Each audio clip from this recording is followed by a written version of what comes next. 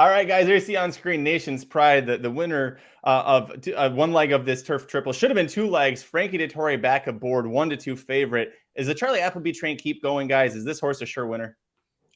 I mean, after you've seen the first two races from Charlie Appleby, I don't see any way how you're playing against this horse on the 3 all day long. I think this horse rolls. It's important that Dettori really puts this horse just a length back and stays on the inside, saves ground in all 3 turns, and then he is going to just destroy this field. Yeah, I think we call this the rubber match, and I think he's going to get big time revenge on the one here. I just think that he's a much better horse than we saw at the Belmont, and at the Belmont, he's going to roll here. Magic, you like the price in here too, didn't you? Well, I did. The 4 horse, he just got pinched back pretty far. I mean, a Grand Motion usually doesn't put a horse like this where you look at the form and 2 allowance races doesn't seem to fit. Comes into this, I think the horse is a lot better than some of the trips you guys, and going a longer distance should help. All right, so Classic Causeway goes to the front. No surprise there. Nation's Pride. Okay, this is what you were talking about right before we started, that Nation's Pride right behind the leaders. He lost the Belmont Derby because Dettori let him be too far back early.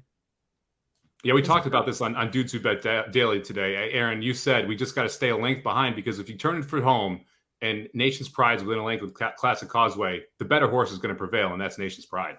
This is perfect. And we talked about Blinkers off too, wow. Jared. You know, 1.5 miles, as long as Nation's Pride turns for home and he's within range, he's going to kick clear. Yeah. You just want to be close enough to not where you have to do so much work late. And yeah, he's definitely sitting in the position you'd want, and hopefully, get close to the top of the stretch here the next time around, and he kind of is looming up there. And if that's the case, I'd take him over Classic Causeway any day. No real change in the fast. Order. 48-2 is cooking a little bit for this distance, though. Yeah, especially in New York. I mean, I'm a little bit surprised. The 5 pressing the 1. I don't think anybody saw that coming, so that's nice. Daunt doing a little bit of dirty work here for the horses that want to come from off the pace. If Nation's Pride wins, hopefully they'll slide a little extra to the Robert Roboto barn. Just like, hey, thanks for making sure we had a fair pace here. Man, Nation's Pride looks comfortable as hell, guys. Yeah. He's 1-9 in my opinion from here.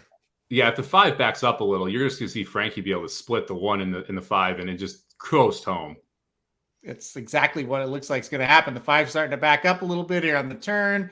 The 3's just going to tip out. Look at that hole just open. It's like the parting of the Red Sea right there. This race seems over. Right. The Gray Wizard making a move for you, Magic. That 4 coming from way out of it. Oh, come on, Gray Wizard, get up for a second. Bye. See ya. He's gone. See ya. Wow. Let's get this 4 up for Magic. He was talking this horse up. Come on. Get up, 4. Come on. One time for Grand Motion. Get your great little nose down. Oh. There we go. Yeah, you got it. Listen, Look at this. Dang. That straight exact is going to pay, Magic. That's not bad. That's pretty good. That's fine. You know what was amazing was that horse right there. Holy cow.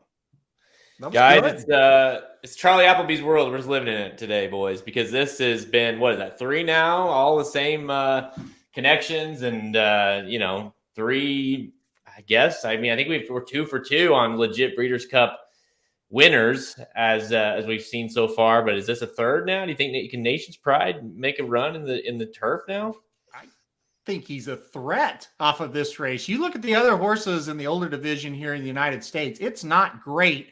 Depending on who else comes over from Europe is going to be questionable, but that's pretty damn good. And let's not forget, 1.5 miles today, same distance as the Breeders' Cup turf. So yeah, that's going to be really, really interesting to see how this horse runs. I think he's a major player off of this race. It's all about who comes over, right? I mean, last year we saw Ubir make the trip over here and get the job done. You're not going to see Channelmaker beat this horse at Keeneland, right? And that's he's been doing well in some of these races, the longer turf races. So definitely a threat. I'm excited to see the Appleby parade now we're going to get at Keeneland in those workouts in the morning, because you're going to have an absolutely loaded Appleby stable at the Breeders' Cup. Be awesome. Yeah. Magic. Back to the will pays are 16-1. Oh my gosh. Wow.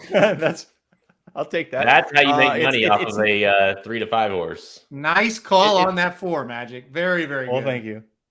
It's no 10-1 over 57-1, but I'll take that one then. Anyways, by the way, if you want a little bit of a comparison here, the horse that ended up winning or Artican, the other European that came over for this race, was third last time out in a Group 1 in Germany and lost to an older horse named Rebels Romance, who's 3 for 3 this year and is a Charlie Appleby Godolphin horse.